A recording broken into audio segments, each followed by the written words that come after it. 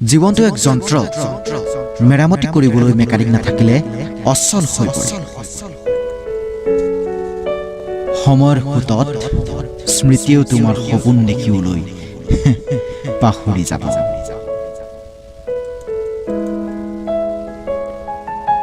কান্দিবলৈ শিকা, দুখবোৰ পাতল পাতল লাগিব। সপোন কেতিয়াও অকলশৰীয়া নহয়।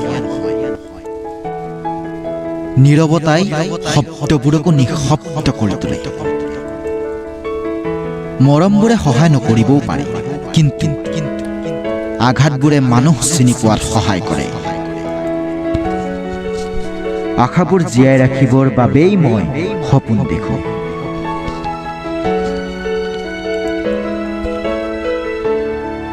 অন্ধকাৰ জীৱনৰ ৰঙীন বাস্তৱতাই মোক সদায় ৰিঙিয়াই মাতে। অহংকাৰ ৰূপক লৈ নকৰিবা, অহংকাৰ কৰা গুণক লৈ। ধুমুহা অহাটো প্ৰয়োজনীয়, কাৰণ তেতিয়াহে গম পায় কোনে হাত খামুচি ধৰিব আৰু কোনে এৰি দিব।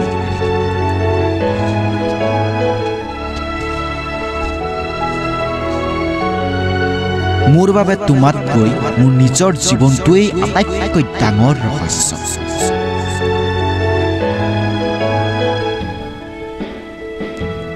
মোৰ জীৱনৰ সাৰথি মোৰ নিজৰ চৰিত্ৰ।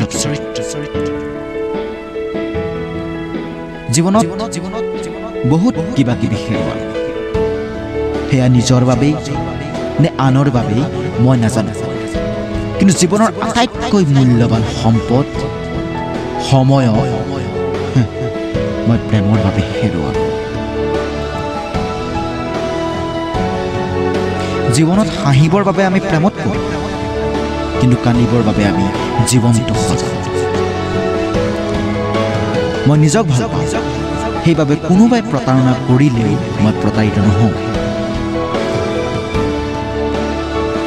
থমকি নৰবা, তুমি যিমান ভাবা জীৱনটো তাতকৈ বহু বেছি গতিৰে আগুৱাই গৈ আছে।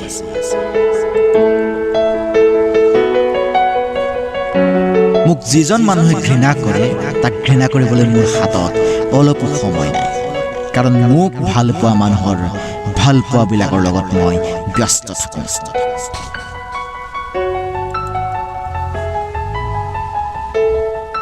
মই যে তোমাৰ বাবে মাত্ৰ এখিলা ডায়েৰী পাত।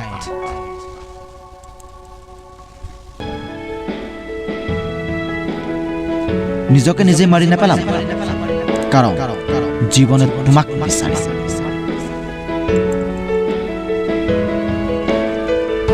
জীৱনৰ আটাইতকৈ ডাঙৰ শত্ৰু বিশ্বাসঘাতকতা।